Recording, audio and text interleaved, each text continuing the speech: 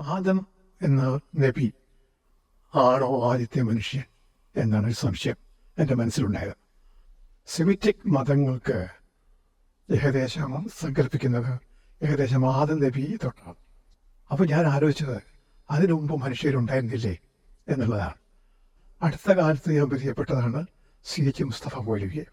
അദ്ദേഹം എനിക്ക് കഴിഞ്ഞ തവണ കോഴിക്കോട് വന്നപ്പോൾ ഒരു ഖുർആനിൻ്റെ അകംപൊരുൾ തന്നു.